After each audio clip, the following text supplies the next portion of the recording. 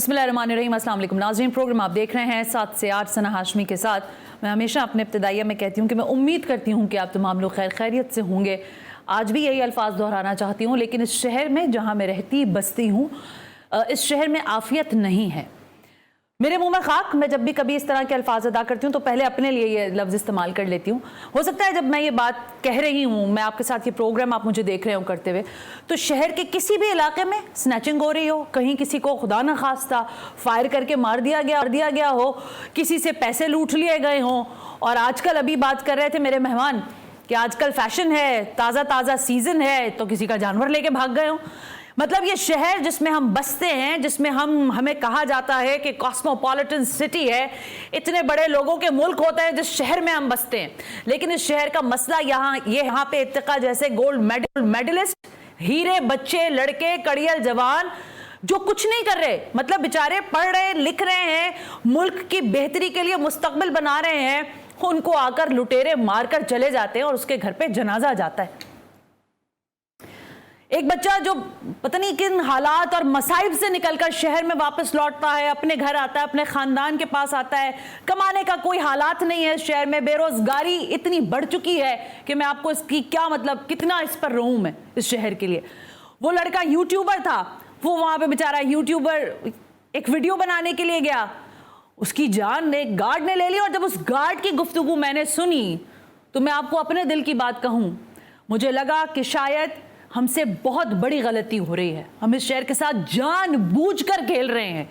इन security guards की agencies को पूछना चाहिए कि किस क्राइटेरिया पर आप लोगों को भर्ती कर रहे हैं। पागल, खप्तुल हवास, मतलब दीवाने लोगों को भर्ती कर रहे हैं जिनको सिर्फ ये पता है कि गन से जो है वो फायर करना है और लोगों को मारना है। शहर में स्ट्रीट क्राइम उरूज पर है। आज शर्जील इनाम मेमन साफर मारे थे। मैं कोई एमकेएम का साथ नहीं देती और मुझे कोई परवाह नहीं है कि ये लोग क्या कहते हैं, इन्होंने भी कुछ नहीं किया। हकीकत यह है कि शर्जील इनाम मेमन जब आज ये कह रहे थे, उनके मुंह में लुकनत नहीं आई कि शहर में क्राइम रेट कम हुआ है। आपको पता है सर, जनवरी से लेकर अभी तक, मुझे अभी हम डेटा पे डिस्कस कर रहे थे, हो सकता है मैं गलत हूं, 70 लोग इस शहर में मर गए हैं सर, और आप कह रहे हैं क्राइम रेट कंट्रोल हुआ है। कैसे हुआ है? शहर बेअमा है। कराची का शिकवा मैं किससे करूं? मुझे आज कोई सियासत पे बात नहीं करनी थी। मैं बड़ा इज्जत देती हूँ इस शख्सियत को जिससे आपका तारुफ करवाने जा रही हूँ। ये इस शहर के बेटे हैं, हम सब इस शहर में बसते हैं, शहर का दर्द रख। हैदराबाद में जब सिलेंडर ब्लास्ट हुआ, वहाँ बच्चों के लिए अस्पताल में डॉक्टर ही नहीं, वो बच्चे मरते, खपते, सिसकते, रुलते, जलते कराची पहुँचे, यहाँ पर भी आके मर गए। यह है हमारा सूबा सिंध, यह है हमारा शहर कराची। मेरे आज के मेहमान हैं हैदर अब्बास रिजवी साहब। अस्सलाम वालेकुम। वालेकुम अस्सलाम। मैंने आपकी तंजीम का हवाला नहीं दिया, एमकेएम पाकिस्तान से आपका ताल्लुक है, लेकिन ज़ाहिर है मैंने कहा कि आप इस शहर के बेटे हैं और मुख्तलिफ अंदाज से शहर के हालात और वाक़यात पर आपकी एक अपनी सोच है, उसी पर आज हम बात करेंगे। हम कोई सियासी गुफ्तगू नहीं करेंगे, ठीक है? ना आप कोई इल्ज़ाम लगाएंगे ना हम कोई इल्ज़ाम लगाएंगे। हम सिर्फ ये दिखाएंगे और बताएंगे कि क्या हो रहा है। क्या इस वक्त तक के जो हालात हैं कराची के स्ट्रीट क्राइम के, आपको भी ऐसा महसूस होता है जैसे हमारे शर्जील इनाम मेमन साहब फरमा रहे कि क्राइम रेट कम हुआ है, शहर में हालात बेहतर है, नो गो एरियाज नहीं है, स्ट्रीट क्राइम कंट्रोल है? देखिए, मफरूजे पे तो खैर कोई भी बात कर सकता है, ठीक है, बयान भी कोई भी दे सकता है, मगर जब आप कोई स्टेटमेंट देते हैं और कोई जिम्मेदार शख्स देता है जी, तो उसके पीछे कोई डेटा होना चाहिए। दुरुस्त है। और अगर डेटा है तो वो पब्लिक भी होना चाहिए। ठीक बात। वरना तो मैं कोई भी बात कह दूं तो वो महज एक बात होगी, उसके पीछे कोई डेटा नहीं होगा जब तक डेटा की रसाई अवाम तक नहीं होगी। ठीक बात। तो क्या पुलिस में, सिंध की पुलिस में या पाकिस्तान की पूरी पुलिस में कोई ऐसा मैकेनिज्म है कि जहां रोज की बुनियाद पे स्ट्रीट क्राइम या दीगर क्राइम्स का डेटा वेबसाइट पे अपडेट हो रहा हो?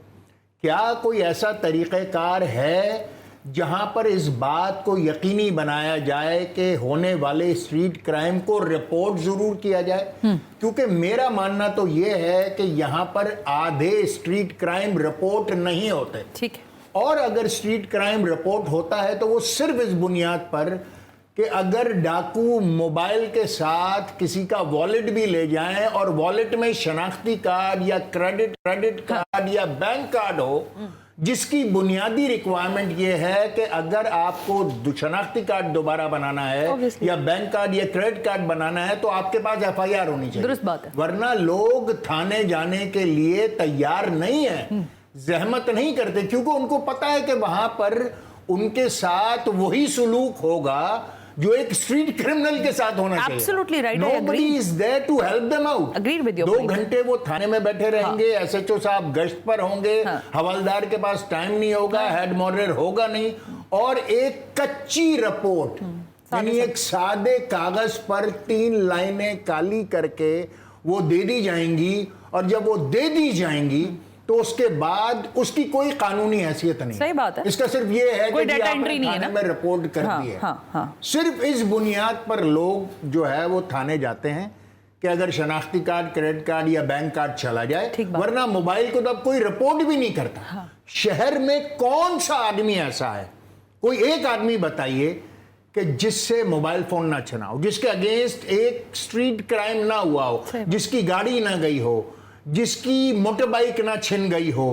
कौन सा ऐसा आदमी है इस कराची में? अगर आप एक सर्वे करा लें, बल्कि आप ही माइक लेकर किसी दिन सड़कों पे चली जाएं और उनसे पूछ लें कि आप कभी आपके साथ कोई स्ट्रीट क्राइम हुआ, शायद ही कोई आदमी मिले ऐसा, इल्ला के उसके साथ 10 गनमैन ना चल रहे हों, उसके पीछे 2 ट्विन कैबिन गाड़ियां ना चल रही हों, उसको घेर ना लिया जाता हो। इसके अलावा तो हर एक शख्स हमारे साथ तो कोई नहीं चलते, छीन चुके हैं, मेरी गाड़ी चोरी हो चुकी है, मेरी मोटर बाइक जा चुकी है, और सबकी FIR थानों में मौजूद है। सबकी FIR थानों में मौजूद है। जिस दिन मेरा फोन छिना है उसके 10 दिन बाद वो फोन फ्रांस में बज रहा था। क्योंकि मेरा आईफोन था, मैंने उसको ऑफ नहीं किया था, इसलिए कि शायद CPLC, शायद पुलिस वो उसको ट्रैक कर सके, उसको बंद नहीं किया था, तो 10 दिन बाद वो फ्रांस में बज रहा था। इसका मतलब यह है कि फोन 10 दिन में कराची से छिनकर फ्रांस चला गया। इसका मतलब है there is a system supporting the whole idea of snatching the mobile phones. एक पूरा सिस्टम है जो उसको पहले छीन रहा है, फिर खरीद रहा है, फिर स्मगल कर रहा है। 15 अरब रुपए सालाना के मोबाइल फोन छीनते हैं कराची में। ठीक बात है। और ये रिपोर्टेड है डॉन अखबार की 2023 की रिपोर्ट में और ट्रिब्यून की 2022 की रिपोर्ट में कि सिर्फ 2023 में कराची में 80,000, 2022 में 80,000 स्ट्रीट क्राइम्स हुए, 80,000 स्ट्रीट क्राइम, और 2023 में 11.1% के तनासुब से बढ़कर ये क्राइम 90,000 का फिगर क्रॉस कर गए। अब अगर आप एक मोबाइल फोन को एवरेजली, कराची में लोगों के पास नॉर्मली हमारे पास स्मार्टफोन होते हैं, द रीजन बीइंग के जो लड़का बेचारा फूड पांडा के लिए काम कर रहा है, बिल्कुल सही है, उसको लोकेशन चाहिए होती है। बिल्कुल ठीक है। कोई भी आप जो राइडर्स कर रहे हैं, राइडर्स काम कर रहे हैं, जो राइड कर रहे हैं, उनके पास भी जो है मिनिमम आप स्मार्टफोन है, और कराची में मिनिमम स्मार्टफोन जो है 35-40 हजार रुपए का नहीं है। ऐसे ही अगर आप मैथ्स कर लें, सिंपल मैथ्स कर लें, इसमें आईफोन 15 से लेकर सैमसंग और 14 और 13 और 12 और ये सारे फोन्स भी शामिल हैं। अगर आप उसको एवरेज आउट करते हैं, 15 अरब रुपए सालाना के इस शहर से फोन छीनते हैं। 15 अरब। ये क्राइम नहीं है, ये इंडस्ट्री है। इसी तरीके से अगर मैं डॉन या ट्रिब्यून की रिपोर्ट को मान लूं जो ये कहते हैं कि 2023 में 60,000 मोटरसाइकिलें या तो चोरी हुई हैं या छिनी हैं, और अगर मैं एवरेज आउट कर लूं कि वो मोटरसाइकिल जो है 35,000 से लेकर 40,000 रुपए तक की मालियत की है, जबकि मार्केट में होंडा 125 ब्रांड न्यू जो है वो इस वक्त 2.5 लाख रुपए की है। बिल्कुल ठीक है। 125 और चाइनीज मोटरसाइकिलें जो कि यहां पर हैं वो 75 से 80 हजार रुपए की हैं। अगर मैं उसको 40-45 का भी मान लूं जी, तो इसका मतलब यह है कि 5 अरब, लगभग औसतन 5 अरब रुपए की मोटरसाइकिलें चल रही हैं। अगर मैं डॉन ट्रिब्यून की रिपोर्ट को मान लूं 2023 की, जिसमें 2,500 गाड़ियां छिनी या चोरी हुई हैं, और अगर मैं उनको एवरेज आउट कर लूं, तो 4 अरब रुपए की गाड़ियां चोरी और छिनी हुई हैं। ठीक है। अगर मैं इन सबको टोटल कर लूं, एक रफ फिगर बना लूं, तो 25 अरब रुपए सालाना सिर्फ स्ट्रीट क्राइम से कमाए जाते हैं। हाँ, मैं आपको यहाँ रोकना चाहती हूँ हैदर भाई, मैं जरा एक और पॉइंट पे आना चाहती हूँ, लेकिन मुझे एक इमरजेंसी ब्रेक का कहा जाए। मैं ब्रेक ले रही हूँ, ब्रेक से वापस आते हैं तो जरा कराची के ही मामले पे मुझे बात करनी है। हैदर अब्बास रिजवी साहब ने जो आदाद शुमार पेश किए, इसी के तनाजुर में बात को आगे बढ़ाएंगे।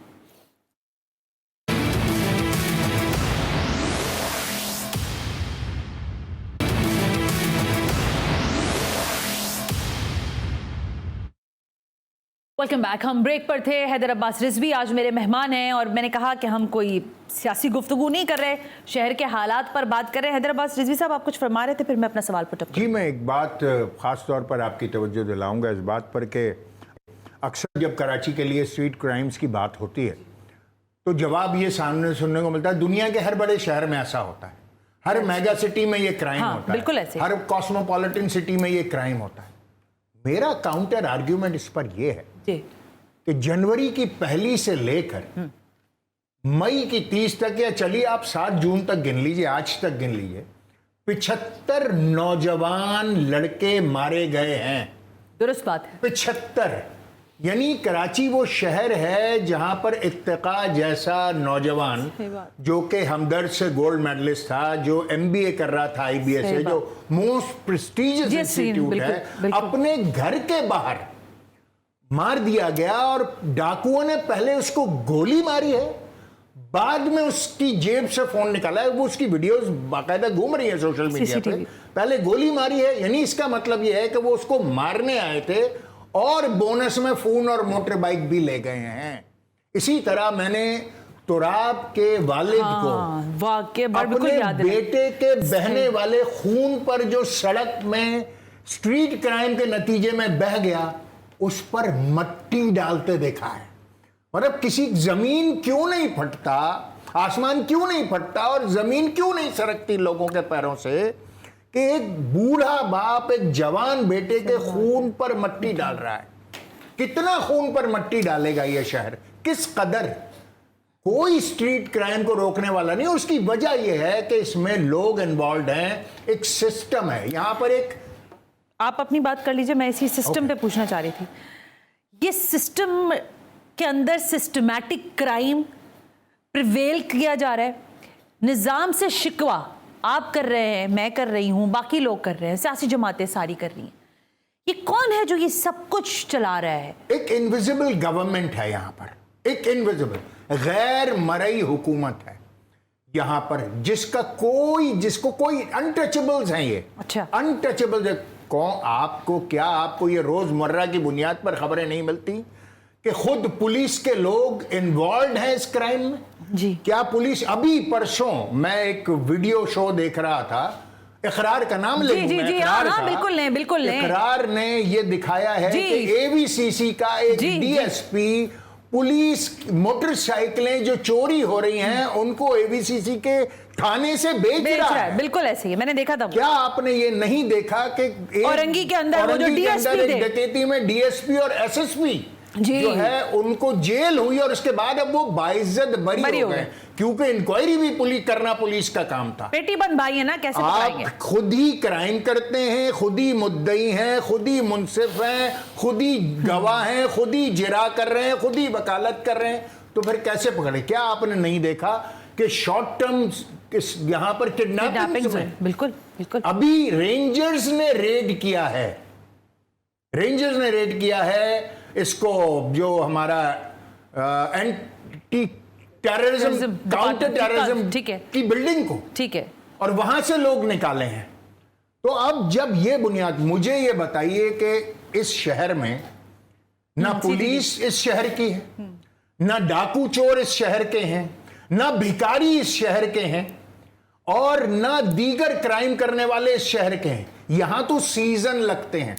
यानी अभी आपने देखा होगा कच्चे के डाकुओं के खिलाफ जिन लोगों के ऊपर, जिन पुलिस वालों पर, अफसरों पर यह शुबा था कि वो कच्चे के डाकुओं के साथ मिले हुए हैं, उनको कराची तलब कर लिया गया 78 ऑफिसर्स को, 78 ऑफिसर्स, और कराची बुलाकर उनकी तहकीकात होगी। अब कोई जरा ये सवाल करे पुलिस से कि उन 78 लोगों को यहां बुलाना फाइनेंशियली ज्यादा फीजिबल था या वहां 2 अफसरों को भेजकर 78 की तहकीकात करा लेना ज्यादा आसान? भाई आप कैसी बात कर रहे हैं हैदर अब्बास रिजवी साहब? फिर मैं अपनी मतलब मुझे जज्बातियत आ जाती है। इस शहर का पैसा आपकी जेब में जाता है, आपका जो दिल चाहे आप इस शहर के पैसे के साथ करते हैं। अफसरान को दें, अपने लोगों को बांटें, जलाएं, कोई पूछने वाला नहीं है सर। जो शहर को चला रहा है, आप बल्दियाती निजाम देख लें, जमीनों का हिसाब किताब देख लें, जो यहाँ पर जमीनों पर कब्जे हो रहे हैं उसका हिसाब किताब देख लें। इनविजिबल गवर्नमेंट है, KDA, SBCA, यहाँ पर सब इनविजिबल गवर्नमेंट्स हैं जो शहर को चला रही है और कोई रोकने वाला नहीं है। अच्छा ओके, ना कोई रोकना चाहता है। अब इसलिए कि there are lot of powerful people are partner in crime, they are the beneficiaries of this. So what the people of Karachiites will do? What can, यानी 75 लड़के नौजवान जो घरों के कफील हैं, अगर आप उनको कत्ल कर देंगे दिन दिहाड़े, आप मुझे बताइए कि इस शहर में कितने लोगों के घर सूबाई वजीर दाखिला या IG या DIG गए होंगे जो बच्चे शहीद हुए हैं? आपने ये बात कितने कह दी ना। लोगों के लिए मुआवजे की बात हुई कि भाई हम आपको नहीं बचा सके, हालांकि हमारी कानूनी और इखलाकी जिम्मेदारी थी, हालांकि हम इस बात की तनख्वाह पाते हैं। हैदर अब्बास रिजवी साहब, कतई कलामी उनकी माफ़ी दीजिएगा, इस वक्त सूबा सिंध का वजीर दाखिला कौन है बहैसियत सियासतदान आप जानते होंगे। मुझे नाम पता है, ठीक है, बिल्कुल मुझे भी नाम पता है उनका, क्योंकि ज़ाहिर है हमारा काम है लोगों की मालूमात हासिल करना। लेकिन इस शहर के 100% लोगों से जाके पूछिएगा जो इस शहर में लुट रहे हैं, पिट रहे हैं, मर रहे हैं, खट रहे हैं, जिनके बच्चों के घरों के जनाजे आ रहे हैं उनके घरों पर, उनमें से किसी को नहीं पता कि सूबाई वजीर दाखिला कौन है। और उस वक्त आई एम सॉरी, मुझे कहने दें, उनका काम क्या है शायद लोगों को इससे भी कोई गर्ज नहीं है, क्योंकि वो इस शहर के डायनामिक्स के साथ, मैंने बड़ी प्रेशर सुनी है उनकी, वो बार बार ये कह रहे हैं कि हर स्ट्रीट क्राइम को हम कंट्रोल कर रहे हैं, लेकिन उसके बाद ही हो रहा है, कहां हो रहा है? मैं आपको जो फिगर्स बता रहा हूं, एग्जैचुरेटेड नहीं है, डॉक्यूमेंटेड है। एग्जैचुरेटेड नहीं है, ये डॉक्यूमेंटेड है और हमने नहीं किए। हाँ, आजाद जरा है, हाँ, ट्रिब्यून की रिपोर्ट, ये इंडिपेंडेंट बिल्कुल बिल्कुल जर्नलिज्म करने के लिए मशहूर है, ये बिल्कुल बिल्कुल ऐसे ही। ये कोई ऐसा अखबारात नहीं है जिनके बारे में आप कहें कि ये शेडी है या इनका कोई एंगल होगा जी। वो नंबर्स 2022-23 के दे रहा हूं मैं आपको, जब कोई यहां पर जो उबूरी हुकूमत नहीं थी इस शहर में। तो ये सूबा सिंध 15 साल बाद कोई सूबाई वजीर दाखिला देख रहा है। आखिरी वजीर दाखिला जिसका नाम याद आता है यहां के अवाम को, वो जुल्फकार मिर्जा साहब थे। उसके बाद कोई वजीर दाखिला इस सूबे में नहीं रहा। ऐसा लगता था कि उसकी जरूरत ही नहीं है, वजीर आला के पास पोर्टफोलियो था वजारत दाखिला का, मगर जरूरत क्या है? मैं ये कहना नहीं चाह रही थी, लेकिन अब बात क्योंकि शहर की है, अब मैं इसको नोहा ही कहूंगी ना, हम तो पढ़ते रहेंगे भाई। सूबाई वज़रा को छोड़ दें, चीफ मिनिस्टर सिंध जो हैं, अभी मैं अपने कुलीग से बात कर रही थी इस मौजू पे, उनको भी शायद इस चीज़ से गर्जी नहीं है कि इस शहर में क्या हो रहा है, कितने लोग मर रहे हैं, लुट रहे हैं, पिट रहे हैं। उनको लग रहा है कि ये चल रहा है मामला, जब तक चलता रहेगा, क्योंकि वही जैसे आपने तस्करा फरमाया, ना मुआवजे का ऐलान, ना दाद रसी, ना मिजाज पुरसी, ना पुरसा, कुछ नहीं हो रहा, ना ही ताजियत, कुछ नहीं हो रहा, कुछ नहीं है। कोई कराची वालों के दर पर नहीं जाता। हैदराबाद रिजवी साहब, ये जो आप अभी गुफ्तगू फरमा रहे हैं, इससे ज़्यादा मैंने आपको हैदराबाद में देखा बात करते हुए। वो एक अलमनाक सान्या हैदराबाद में हुआ। शहर में कई हज़ार हो चुके हैं ऐसे वाक़यात। गैस सिलेंडर्स जो हैं वो चलती फिरती मौत है। हाँ? पहले हमें एक तो मुझे ये समझ में नहीं आता कि अब ये जो सिस्टम है, ये सिस्टम बनाता कौन है? पहले कहते हैं कि गैस नहीं है, फिर कहते हैं गैस है, फिर उसके सिलेंडर बनवाते हैं, फिर कहते हैं नहीं गैस को तो बिल्कुल ख़त्म कर दें, आप पेट्रोल पे आ जाइए। अब मतलब हमारी बसेस में गैस सिलेंडर्स हैं, रक्षाज में है, चिंचीज में है, स्कूल्स वैन में है, घरों में गैस नहीं आप देते, इसलिए लोगों ने घरों में भी गैस सिलेंडर्स लगाए हुए हैं। मतलब हम जिस ऑल्टरनेट रिसोर्स पे जाते भी हैं तो आप हमारे मारने का बंदोबस्त करके रखते हैं। कैसे हम जिए? देखिए, मैं बिल्कुल वजाहत के साथ आपको ये बताना चाहता हूँ कि पाकिस्तान में 40% लोगों को गैस पाइपलाइंस के जरिए सप्लाई होती है। 40%, चाहे वो सुई सदर्न गैस हो, चाहे सुई नॉर्दर्न गैस हो। पाकिस्तान के 40% सारिफ ऐसे हैं कि जिनको पाइपलाइंस के जरिए गैस फराहम होती है। पाकिस्तान के 60% लोग ऐसे हैं जिनको सिलेंडर इस्तेमाल करना पड़ता है।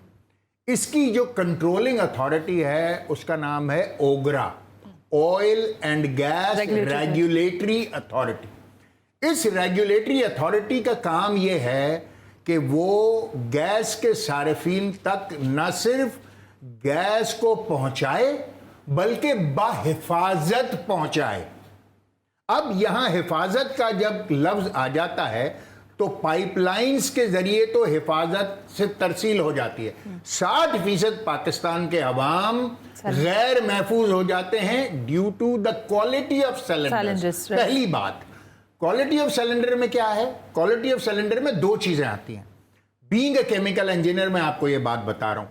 पहली चीज, जो सिलेंडर को जोड़ा जाता है वेल्डिंग करके, उसकी क्वालिटी क्या है? क्योंकि वो जो चादर है वो सिलेंडर की नहीं फटती। अच्छा, वेल्डिंग टूटती है प्रेशर की वजह से, वेल्डिंग टूटती है। अब उसकी क्वालिटी ऑफ वेल्डिंग क्या है? नंबर 1।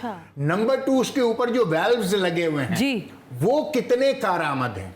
इसके लिए ओगरा ने पाकिस्तान में जो मैन्युफैक्चरर्स हैं उनके ऊपर बाकायदा एक निज़ाम कायम करने की कोशिश की कि जो उनकी इंस्पेक्शन करेगा और क्वालिटी एश्योरेंस को यकीनी बनाए। ठीक हो गया। मगर ब्रेक प्रॉब्लम कहां आती है कि जब ओगरा का ये सिस्टम उस इंस्पेक्शन को थर्ड पार्टी को दे देता है और एक थर्ड पार्टी उन मैन्युफैक्चरर्स का ऑडिट करती है और वहां पर फिर वो कुछ दो और कुछ लो और जियो और जीने दो के एक और सिस्टम, ये मैन्युफैक्चरिंग होती है।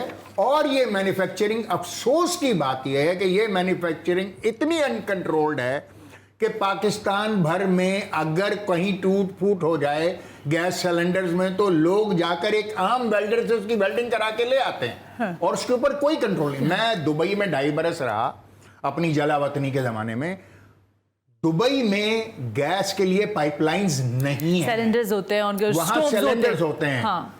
मैंने आज तक चौराहे पर कोई सिलेंडर की दुकान नहीं देखी जहां गैस बिक रही हो। वहां आपको एक फोन करना होता है, कंपनी का बता देते हैं कि कंपनी का बंदा आता है, उसके ऊपर ट्रक पे सिलेंडर से लदे होते हैं, घर के बाहर आपके सिलेंडर को चेंज करता है, दरवाजा नॉक करके बताता है कि जी सिलेंडर चेंज हो गया और वो आपसे पैसे लेकर चला जाता है। वहां पर पूरी किसी भी जगह पर मैंने कोई सिलेंडर की दुकान नहीं देखी। कहां सिलेंडर भरे जा रहे हैं, कहां ले जाए जा रहे हैं, कहां से ट्रांसपोर्ट हो रहे हैं। यहां से अभी निकलेगा, कोने पे दुकान है, सिलेंडर वहां पे बन भी रहा है, भर भी रहा है, बनेगा। और ये एक लिविंग टाइम बॉम्ब्स हैं, ये लिविंग टाइम। और यही कुछ हुआ है हैदराबाद में। बिल्कुल ऐसे 62 बच्चे, 62 शायद अहले पाकिस्तान को तो ये पता भी ना हो कि हैदराबाद में फुलैली परेटाबाद में एक सिलेंडर की दुकान में पहला ब्लास्ट हुआ, कुछ लोग जख्मी हुए, उसके बाद वहां पर मदरसे की छुट्टी हो गई। जी। मदरसे के बच्चे धमाके की आवाज सुनकर उस सिलेंडर शॉप के करीब आके जमा हो गए। इतनी देर में जो पहले सिलेंडर के धमाके होने की वजह से जो आग बाकी सिलेंडर्स में लगी, वो सिलेंडर बाकी सिलेंडर फटे और उसकी जद में वो मासूम बच्चे आए जो कि मदरसे से बाहर निकले थे। और उसमें दुख की बात यह है कि कोई इंतजाम नहीं था उस इमरजेंसी को डील करने के लिए हैदराबाद में, क्योंकि हैदराबाद में जो बेसिक हेल्थ फैसिलिटीज से भी ज्यादा बुरे हॉस्पिटल हैं। वहां पर 8 बजे होने वाले सानहे को 12 बजे तक 70%, 80%, 90% बर्न्ड बच्चों को वेट कराया गया और उसके बाद रेफर किया गया कराची। मैं यहां पर बात खत्म नहीं करूंगा, मुझे क्या लेने दीजिए कि वहां से 1122 की जो एम्बुलेंसेज उन बच्चों को लेकर निकली हैं सना, 80, 90, 100%, 70%, 50% बर्न्ड जले हुए बच्चे, उनको पहले हैदराबाद में जाम शोरों में उनकी एम्बुलेंस चेंज की गई। इन्ना लिल्लाह है। उसके बाद वो एम्बुलेंसेज उनको लेकर सोराब गोट ईदी तक आई, वहां से दोबारा एम्बुलेंसेज चेंज की गई और उसके बाद उनको सिविल अस्पताल पहुंचाया गया जहां पर उनकी दाद रसी के लिए कोई सिस्टम मौजूद नहीं था, कोई सिस्टम मौजूद नहीं था। वो सारे इतनी बुरी तरह झुलसे हुए बच्चे यहां पर माँ बाप की आंखों के सामने जो उनको लेकर आए थे, जो नंगे पैर भागे थे उन एम्बुलेंसेज में, एक एक करके मरते गए। असगर भाई हैं, एक हादी एक बच्चा था 10-11 बरस का, उससे वहां मेरी मुलाकात हुई क्योंकि मैं तकरीबन तमाम ही घरों में गया। वहां पर जो सूरत हाल वो बताते हैं वो इंतहाई अजियतनाक है कि उनको कह दिया गया जाओ ड्रिप लेकर आ जाओ, जाओ ऐसा करो, ये सिरिंज लेकर आओ। पहली वो ड्रिप लेने गए, उनका पहला बच्चा मर गया। उसके बाद एक और साहब थे, उनका दूसरा बच्चा मर गया, तीसरा बच्चा, फिर वहां से बड़ी मुश्किल से उनको पटेल शिफ्ट कराया गया। कोई एक हुकूमत का रुकन, कोई वजीर सेहत, कोई वजीर आला, कोई उनकी दाद रसी के लिए नहीं पहुंचा। किसी ने पलट के उन 62 बच्चों को नहीं पूछा कि वो जिंदा हैं, वो मर गए हैं, वो कितने झुलसे हुए हैं। कम से कम आकर उनको इन अस्पतालों में कुछ इलाज मालजे की बेहतर सहूलत देते थे। जिंदा रहने का हक ही तो मांग रहे थे वो बच्चे, इससे ज्यादा क्या मांग रहे थे? लोग ऐसे तो कच्ची शराब पीकर मर जाने वालों को मुआवजे दिए गए एक सूबे में, कच्ची शराब पीकर जो मरे हैं। मैं कुछ अल्फाज शायद डिस्क्लेमर जो चलता है ना हमारा, उसकी वजह से नहीं बोल पाती हूं, लेकिन अब मैं कह देती हूं, क्या होगा ज्यादा से ज्यादा। देखिए, ये जो आप लोग जिस चलता है ना आप लोगों के मामलात, चाहे वुज़रा के हों, मुझे नहीं पता आप लोग मुझे क्या समझें, लेकिन आप लोगों ने यहाँ इस शहर के साथ वो हशर कर दिया है कि हम कुछ बेहतर करें तो भी मारे जाएंगे, हम कोई गलती करें तो भी हमारे घर वाले मारे जाएंगे। ये बच्चे जिनका तस्करा कर रहे हैं हैदर अब्बास रिजवी साहब, मेरे कोई रिश्तेदार नहीं थे, लेकिन मुझे पता है कि इसी शहर इसी सूबे के बच्चे थे, लेकिन क्योंकि वो वोट बैंक आपका नहीं है ना, इसलिए आपको फिक्र भी नहीं है। एक ब्रेक।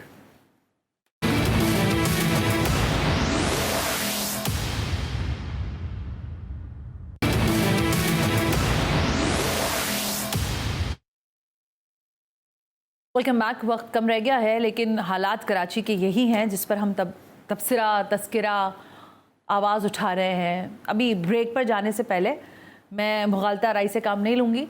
हैदर अब्बास रिजवी साहब की आंखें भर आई, इनकी आवाज़ भर आई एक बच्ची के बारे में। ये मुझे बता रहे थे जो हैदराबाद में सान्हा पेश आया, जब उससे ये मिले तो इनके साथ क्या हुआ।